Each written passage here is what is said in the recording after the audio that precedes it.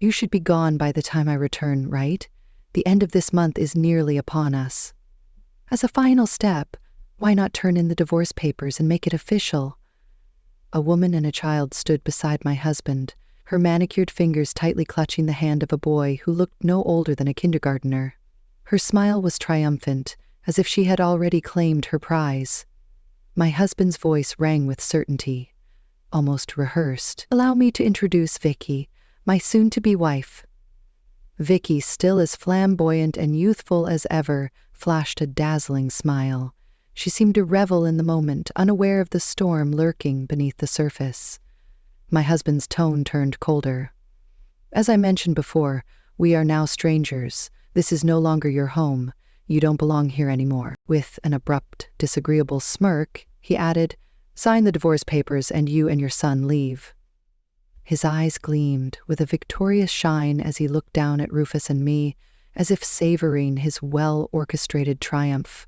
He must have truly believed everything was unfolding exactly as he had planned. But then something shifted. His expression faltered. Realization dawned, draining the color from his face. His voice, once so full of confidence, wavered. How did you do this? I thought you were just a naive housewife." Rufus, standing beside me, let out an incredulous chuckle at my husband's stunned reaction. The tables had turned, and he hadn't even seen it coming. "You don't know anything, Dad." Rufus drove him half insane by showing him a book. "Miranda is my name. I work part-time and am a homemaker. My spouse is employed at a trade company, and we have a 16-year-old son together. I've been raising our son alone for the most part, because he travels for work both locally and abroad. He's working alone these days, so we're essentially living apart. Our primary means of communication are online calls and messaging. Even if he is still in the country, the distance makes day trips rather impossible. He only returns around Labor Day, Thanksgiving, or Christmas.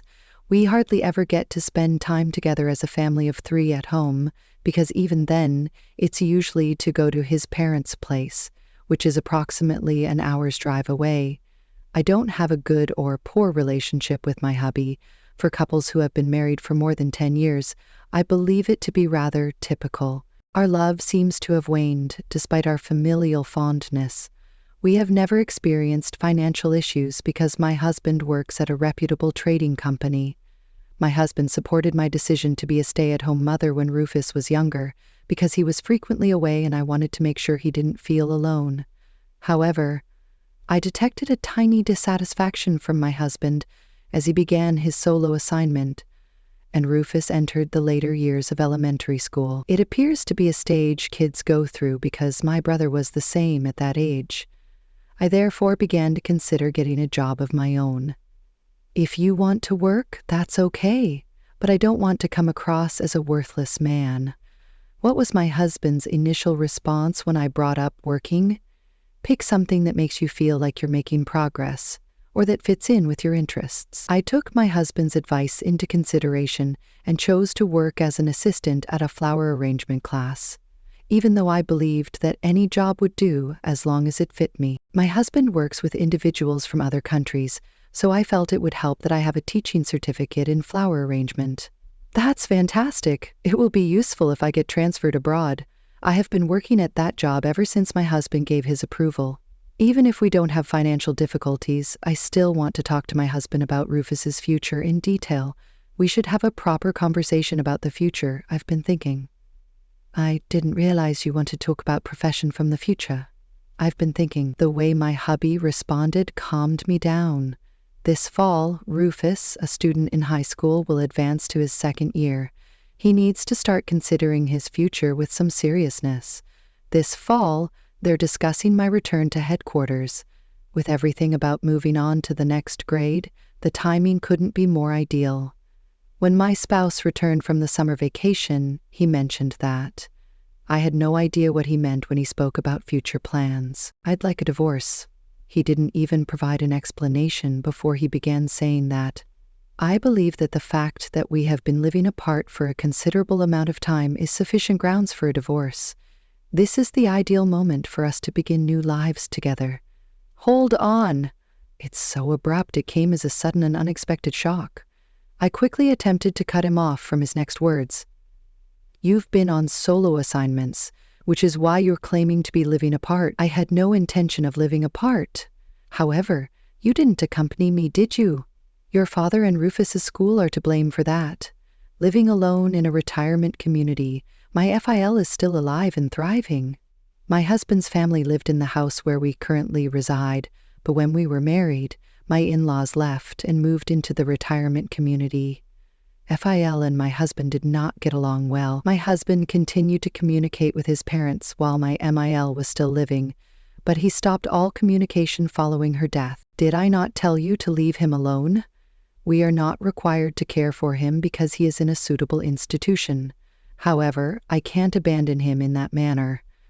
There was no significant reason for the tense relationship between my spouse and his father. Over the years, it was merely a collection of minor things. Despite the fact that both my late MIL and my FIL were incredibly kind individuals, I had therefore maintained contact with my FIL even after he was left alone and had gotten along well with both of them. I occasionally went to his retirement home as well. I take it you did that by yourself? You weren't asked to do that by me. It's true, but dismissing it isn't that simple. What about the school where Rufus attends? If you truly wanted to, you could have moved him. You mentioned wanting Rufus to attend that school, didn't you? After completing the entrance exam, Rufus was accepted into a private institution that combined elementary and junior high education. I did desire that, but you could have transferred him if you truly wanted to, right? However, you cannot simply do that. In other words, you didn't decide to live with me, so I have a question for you. My husband then gave me a completed form. You can't remain with me in this manner now that I've returned. I'm going to stay somewhere like a hotel. After saying that last thing, my spouse walked out of the home. I was left speechless. The lights are off, but why? Dad, where are you? That day, Rufus and his buddies had gone to the movies. It wasn't until the late summer sun had set that he returned. Around mid-afternoon, my husband returned and departed.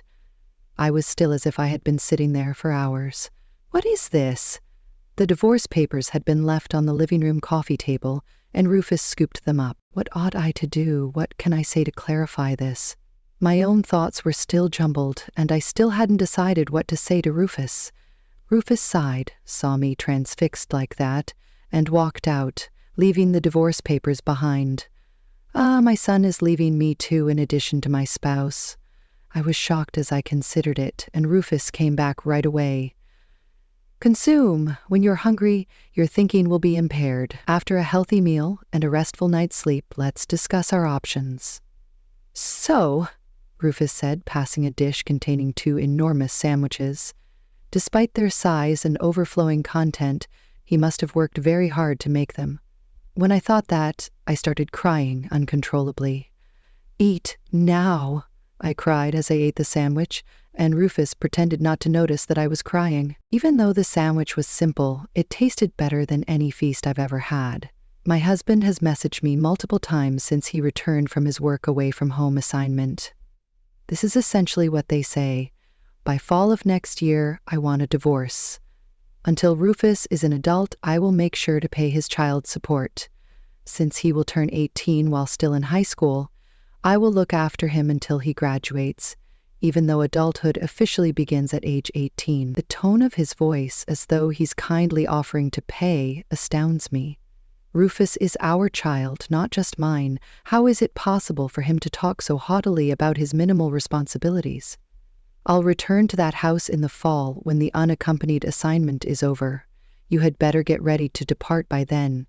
Within 6 months, you need to be able to locate a respectable place. As a courtesy, I'll even pay for the moving costs. Naturally, he should cover the cost of moving if he is adamant that we leave the residence. However, I find it incomprehensible that we must leave this house. I refuse to pay alimony because the divorce was caused by the natural disintegration of our marriage.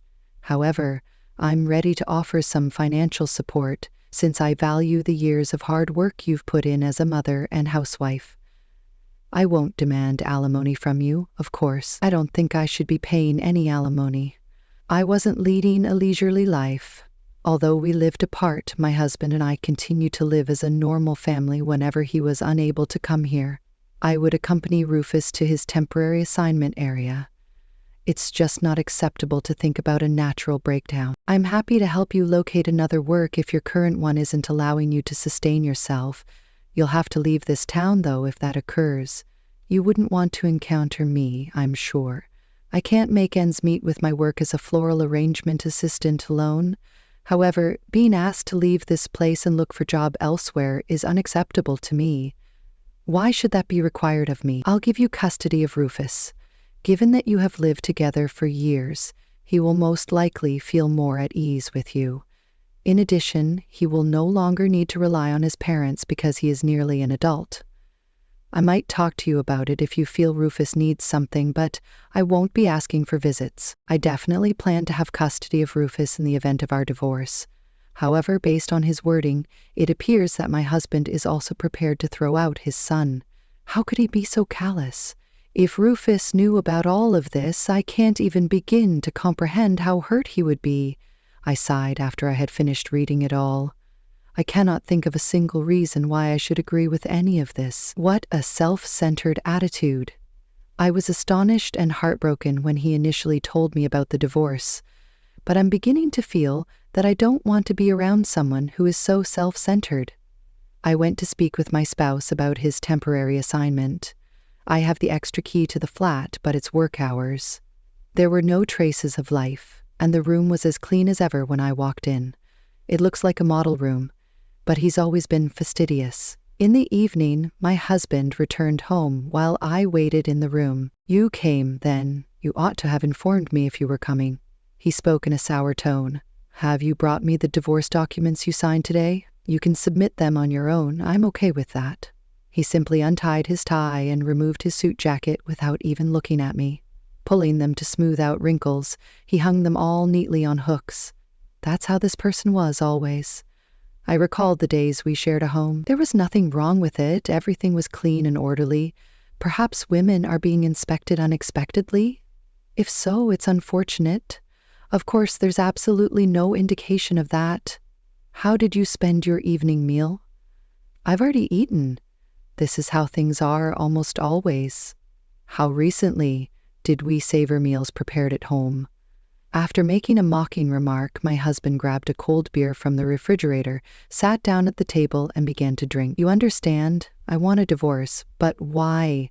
I'm sick of continuing to live this way for years. You ought to have let me know that you wanted me to attend.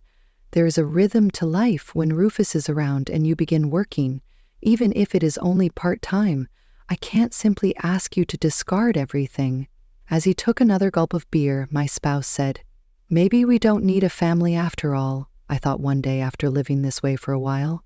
Because of his temporary assignment, he seems to be adamant that our different lives are what led to the divorce. So, can you at least hold off till Rufus's high school graduation? Just another 2 years, or more accurately 1.5. No, it must be by the fall of next year. What makes that fall so unique? I blurted out these remarks, and my hubby gave me a little reaction. I'll be heading back to headquarters, like I mentioned. It seemed like a fantastic opportunity to me. Isn't it possible for us to spend the final year together? No, it must be by the fall of next year. When the conversation came to a standstill, my husband made it apparent that he was determined to get a divorce by the fall of next year. Unable to do anything, I decided to leave the following day and left my husband's room, staying in a motel that day. My spouse and I couldn't wait in that room. After that, I stopped going to see him. I understood it was useless. Through recorded messages, we kept in touch, and I started planning for the fall. Let's start by talking about the aspects of my husband's proposal that I found unacceptable. Until Rufus completes his college education, I want him to cover his tuition. I won't sign the divorce papers if he doesn't agree. Then there was a furious call. Until he's an adult, I said. I won't give Rufus any money after the divorce if that bothers you. That isn't feasible. We are married until we file for divorce. In addition, you are required by law to provide for Rufus until he reaches adulthood. My spouse eventually caved in after we had a number of conversations about it. All right, I'll cover Rufus's tuition till he completes his college education, Only for 4 years, though. I won't cover anything more if he repeats a year or something. All right, I get it. For the next 4 years, I will rely on you. Additionally, kindly ensure that it is formalized in writing. Do you not believe me? There is no way I could, of course, bringing up a divorce for no apparent reason. Without sufficient documentation, it's impossible to predict when he could decide to change his mind. We'll go to divorce mediation if you refuse to listen. It will go to court if we are unable to resolve it there. He brought the documents after I mentioned that. Rather, I refused to pay any money to make up for the divorce. Okay, I'm totally cool with that. I won't pay either, of course. I understand. Then get a divorce as soon as possible. I made note of the aspects of the divorce agreements that I disagreed with each time he spoke. I now anticipate that the asset division will also be carried out correctly. You want more from me even though I helped you when you were unemployed? You weren't just helping me, I was also taking care of our child. Let's resolve it in court or through mediation. If you're going to label that as being a parasite without a job, my spouse grudgingly consented to the asset distribution after that, and we naturally got it notarized. Given my husband's high income, it was a significant amount. That ought to be sufficient. Now is the time to file for divorce. All right, until next fall, isn't it? Please wait, as there may be more work to be done. You're wrong if you believe I'll end the divorce because you've been dragging it out like this. My hubby gets more and more agitated as fall draws near. Why are you so agitated? There's no harm in a little wait, is there? It's significant. Are you hurrying this for an urgent reason? Tell me if you do, and I'll take it into consideration. He maintained there was no such thing, even if I made concessions. If I refuse to consent to the divorce until I'm satisfied, I don't see any issues. Well, I'm in charge for the time being. I will continue till I am satisfied. I made work on a number of issues even though I was hesitant to sign the divorce papers, and the months went by swiftly. When are you going to file for divorce? Already, summer has here. My spouse seemed impatient, as he hadn't even come back on Memorial Day. Indeed, summer has here. However, fall is still 3 months away. Additionally, I don't think a slight delay should be an issue. I'm still advising you to get a divorce by the end of the fiscal year, though. By the time I get back to headquarters, I want to be divorced. There are a lot of things to do, so even if you say that, I can't decide right away. I easily avoided my husband's expectations. Have you made up your mind on where you want to reside, by the way? That's been taken care of, so don't worry. That's good to know. I'll be traveling from that residence by the beginning of the next fiscal year. At what I said, my husband sighed with relief. Please use caution before returning. Yes, but keep in mind that when I get back, Rufus and you will both be leaving that house. Remember that I will not be returning to you. I didn't require such information. I no longer intended to accept him as family, and my spouse returned home during the final week of August.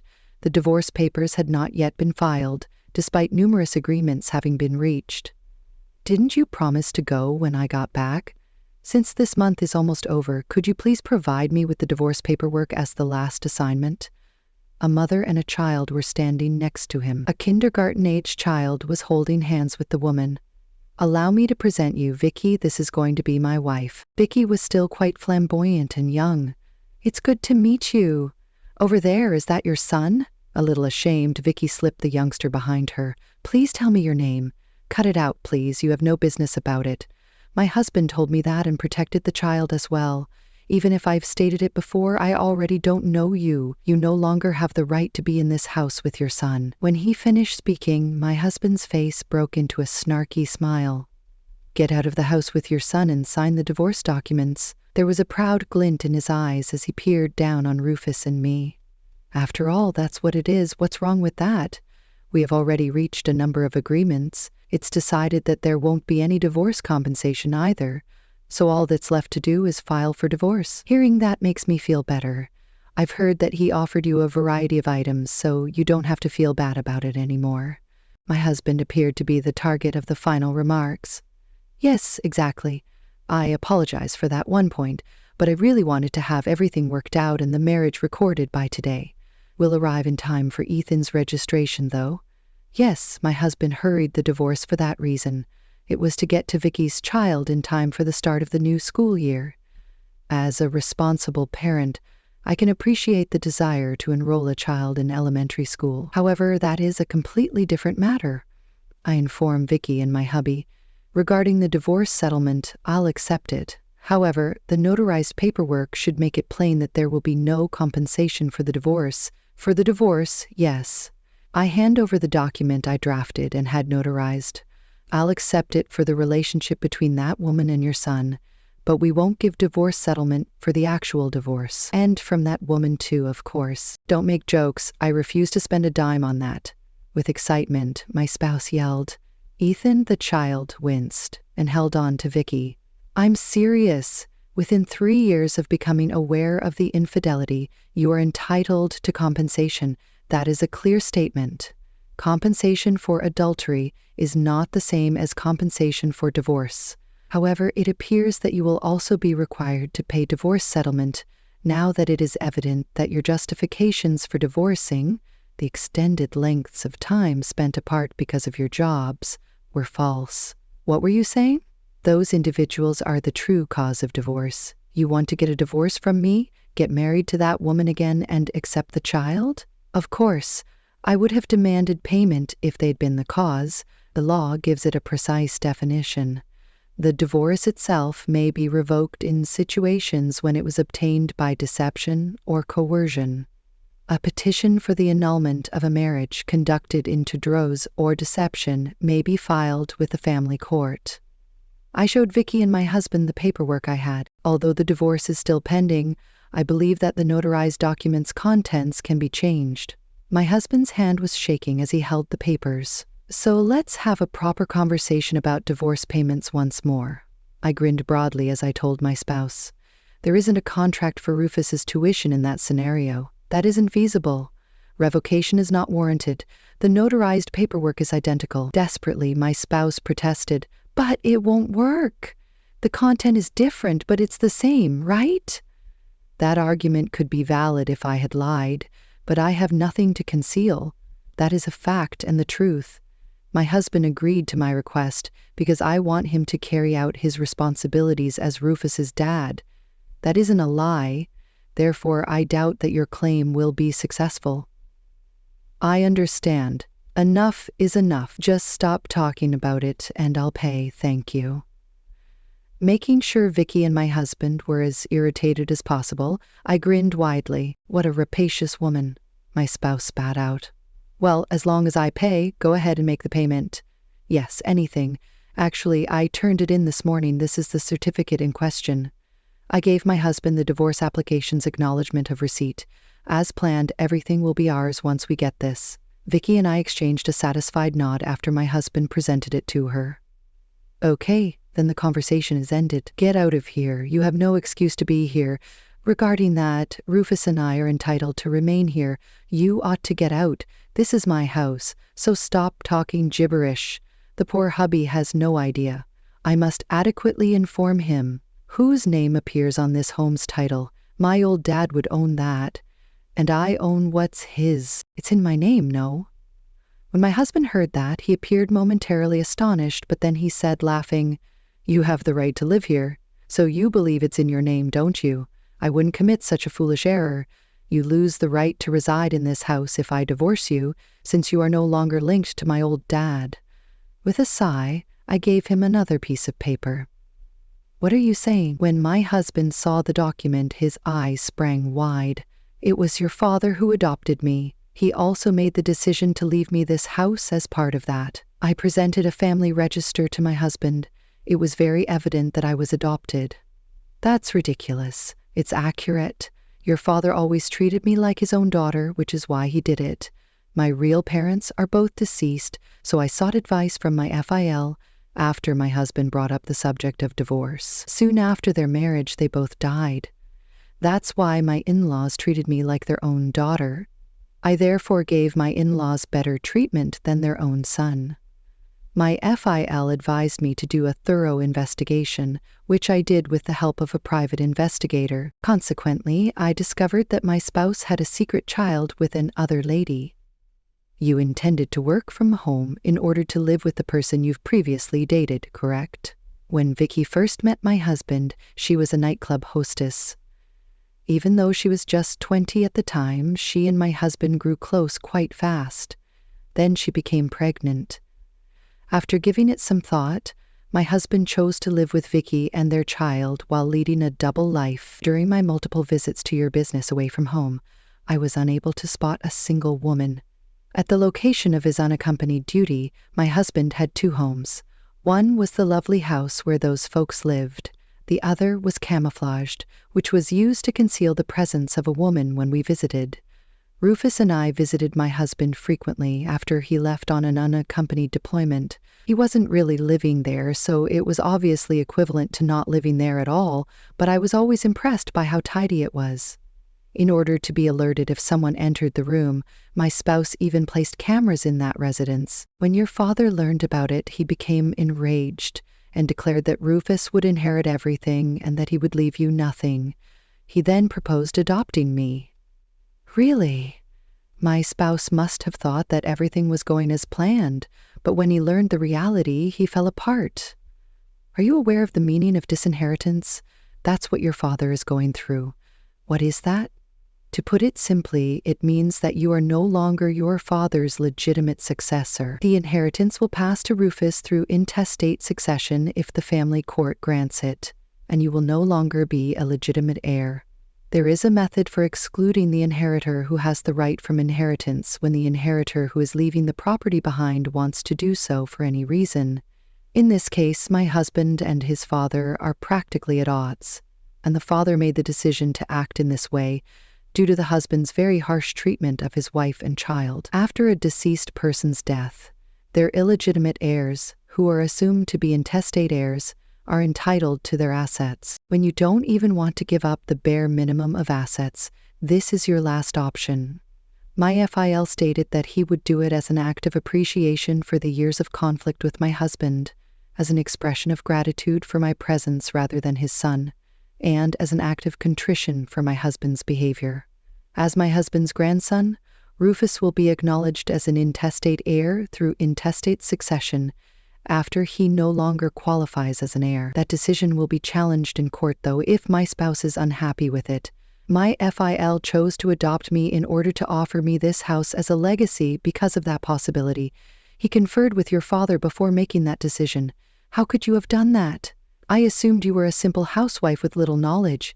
Rufus had an incredulous response to my husband's grumble. Did you know nothing about this, Dad? My spouse was given a book by Rufus. What is this book called? Mrs. Rose's Splendid Deductions? Yes, I am aware of it. Currently a bestseller book, it will soon be turned into an anime. I've been reading it as well, and I really enjoy it. My mom wrote the book. In the process of writing it, she gained a great deal of knowledge about law and other topics. The two were astonished by Rufus's statements. My husband thought I was just a simple, gullible housewife who had done nothing. I have to ask, have you ever finished the dissertation? However, I kept posting books on a writing website without my spouse realizing because writing was my hidden passion. I wrote a series about a housewife helper named Mrs. Rose who solves difficult mysteries one after another. The series is set in the flower arrangement class where I worked part-time. It got very popular. None of this was ever mentioned to me. Given the discussion of an anime adaptation, I felt I should tell you right away, but you brought up divorce first. How unfortunate. That book's royalties are marital property, isn't that correct? What is your income from the anime deal? And that will have to be appropriately divided, won't it? Regretfully, the divorce has already been completed. You are no longer involved with the anime revenues or royalties. My spouse gasped out when he heard what I had to say and said, "That's a lie," over and over. Incredibly so. You suddenly find worth in me after years of attempting to discredit and deceive me? From now on, please seek legal advice if you have any problems. Now leave this place. I immediately evicted my husband and Vicky from the house. Even though I felt bad for little Ethan, I was unable to help him. I refused to accept the numerous requests for reconciliation that my spouse sent. More importantly, give Ethan the credit he deserves. I take it he's going to school soon? He shouldn't be left dangling like this indefinitely. Vicky then persuaded him to acknowledge Ethan as well, and they eventually married and had a child. For the benefit of their responsible child, it was only logical. I waited for things to calm down on their end after the elementary school entry ceremony, before sending a registered letter about the alimony. It was years of cheating and living a second life, after all. The alimony was a considerable sum. Don't you think you're making a lot of money? Then consider lowering the alimony and disregarding it. Naturally, such an absurd request was immediately denied. There's no doubting that you have caused me great pain, regardless of who I am. Alimony is monetary compensation meant to make up for the harm and serve as a financial apology. My income has nothing to do with it. He complied with my threat of a trial if he was rejected again. It seems that he had borrowed the company's two-person alimony. He was able to obtain a loan from the business, but his activities were ultimately discovered. Furthermore, it appears that this was the reason for the offer of a job assignment away from home. The God's mills are extremely fine, yet they grind slowly. As they say, God sees everything. The executives of the company were incensed at being employed for such unethical activities. Consequently, he was demoted and moved to a rural subsidiary. Both of them were now working frantically to pay off the debt when his pay dropped. No defenseless child would endure the consequences of their parents' behavior. As for me, following the divorce, my works were successfully turned into anime and became very popular.